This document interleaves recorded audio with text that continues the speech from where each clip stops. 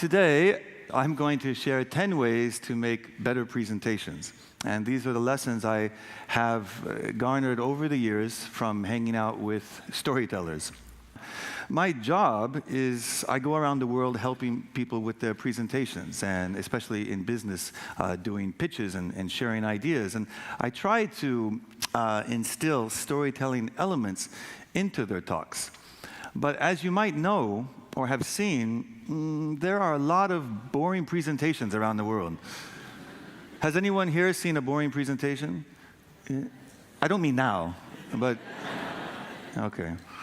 So this idea of going back, we can learn about the future by looking at the past. And I think when it comes to communication and visual communication, there are many lessons that we can garner from looking at the past. So one idea I mentioned 2 years ago was kamishibai. That's just one example, a very visual method. It goes back maybe to Imaki scrolls, but certainly in the 1920s and 30s and 40s, it was very, very popular. You have a storyteller, you have the visual with elements which are easy to see for that audience, and you have an engaged audience. This sort of this beautiful three-part harmony. That's the way presentations should be today as well. And storytelling is what makes us human. That's part of our DNA. It's how we have evolved. Long before Homo sapiens could read, of course, we were telling stories. And children, long before they can read and write, of course, they're sharing information by telling stories and using storytelling elements, even in explanatory narratives. No matter what type of narrative it is, we can use at least many story elements that will really help with the engagement of our talks. And of course, it increases the drama. We like to add a little bit of drama into presentations whenever we can. So I and my wife and our family, we live in Nara, which is just down the street from here. And our project is to raise 2 small children. So I am what they call in Japan, ikumen. And my job is to take kids to school and pick them up and try to be a big part of their life as much as I can. So the experts always say you shouldn't watch TV with little kids. And we don't watch TV, but we watch a lot of DVDs. In English, it's a kind of iseki nicho. We can have entertainment, but we can also learn English at the same time. And we have watched every Pixar film ever made dozens and dozens of times. So perhaps I should call this 10 ways to make better presentations, lessons I have learned from watching too many Pixar films. So let's get started. The first one that great presenters do, as all the presenters you will see today and at past TEDx Kyoto events, is they turn off the computer. Even if they're going to use technology, they know, as John Cleese said, we don't know where great ideas come from exactly, but we do know that they do not come from the laptop. So turn off your smartphones, turn off all technology in the preparation stage. This is key. Do not start here. If you went into Google, certainly if you went into Apple, where I used to work many years ago, technology companies, but you'll see paper and whiteboards everywhere, because paper is still very, very useful, such as Post-it notes, to get your ideas down. And then you can go to technology if you want to use multimedia. One of my students sent me this, best use of a Windows PC ever.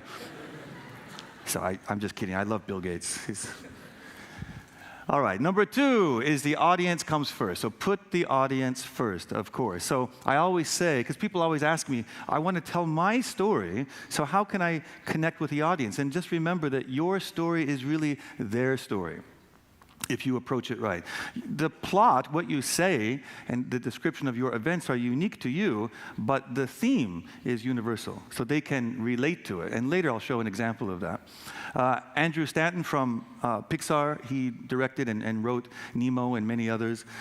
He spoke in a TED Talk about this. He said you got to make the audience care. Whether it's a monomyth, a true story, or it's a lecture, make the audience care. As he says, make me care, please, emotionally, intellectually, aesthetically, just make me care. That's half the battle. So if you show empathy for your audience in the preparation stage, that will make all the difference. Number 3 is to have a solid structure. One of my favorite filmmakers is Billy Wilder. As he says, story needs architectural structure, which is completely lost.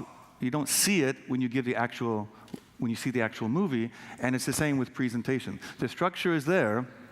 The audience isn't aware of it because they're just listening and they're understanding and they're engaged with your talk. So there is sort of a basic shape to story, right? You've heard this many before. There's a beginning and a middle and an end. And that's somewhat useful, but a wiener dog has a beginning, a middle, and an end.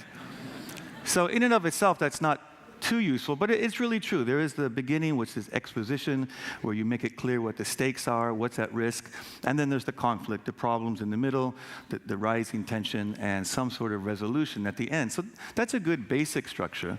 Now, in the real world, a business, I use this model, but we focus on solutions because companies are usually selling an idea or a product to help with this problem. So this is one activity that I do with college students and with entrepreneurs, is that I have them first use a structure like this. Think about the ideal world versus the actual world, reality. What is the problem that causes that reality that we have?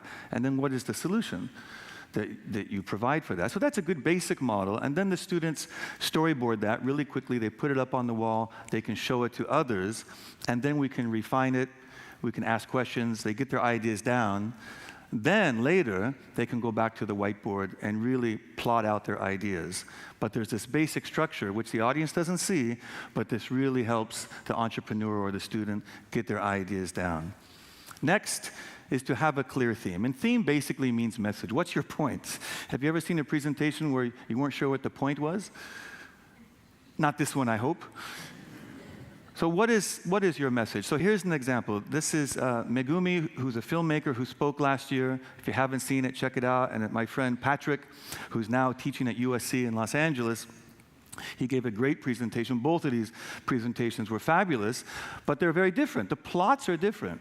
You have a young female filmmaker talking about growing up as a hafu, as a Japanese and an American, and then Patrick talking about what it's like to be a gay man and having to hide that, and then being able to come out later and actually marry the love of his life and to be totally open about that. It's a great transformation. Very different content, very different plot, but they're both talking about the same thing, which is about being different.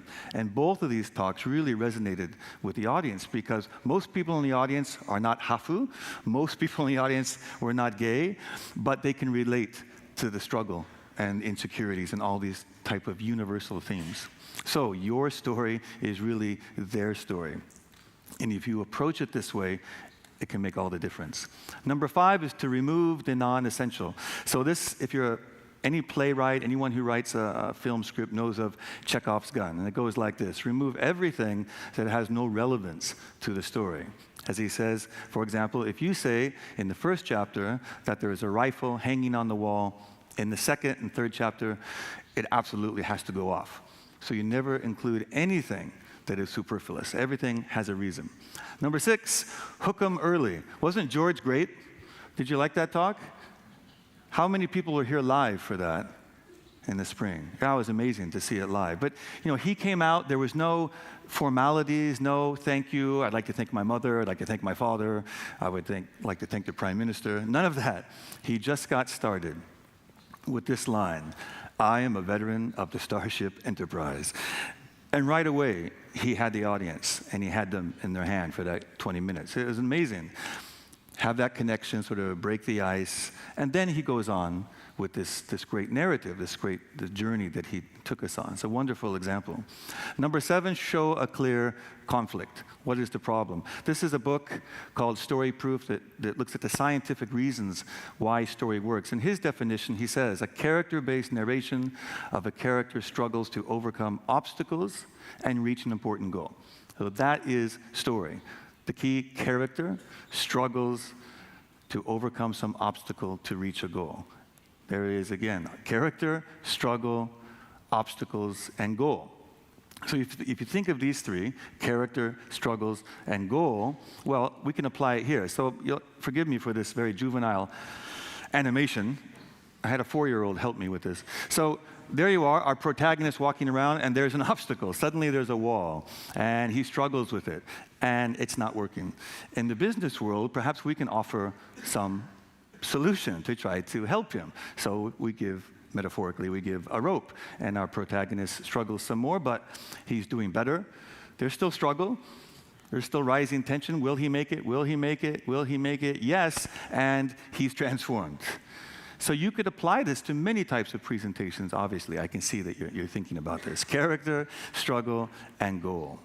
All right, number 8, to demonstrate a clear change. Again, showing wonderful example. This is Alex Kerr last year talking about his great work and where he reforms these old, 300 years or older houses in Ia, for example. This is a great example. It's very visceral, sort of what Al Gore used to do with Inconvenient Truth, show before, after. It really hits people at an intellectual level, but also at a visceral level. This is before, and this is after. It shows a very clear change. And of course, life has changed. Life is all about change. Our cells are changing constantly. Nothing stays the same. And every time we get on stage, every time we give a lecture or a presentation, we're talking about some kind of change. If you're not talking about a change, there's probably no reason to actually be on stage. Next is to show or do something unexpected. This is a book I often recommend, Made to Stick. It also has a Japanese translation. One of the key ways to make an idea stick is to do something unexpected. So do you remember in Empire Strikes Back, Star Wars Empire Strikes Back, a long time ago? I saw it live before video. But remember when Darth Vader, that shocking moment when he says, "No, Luke, I am your father." You remember where you were when that happened, right? So you've probably seen this meme on the internet. What would happen when a cat sees this for the first time? No, I am your father.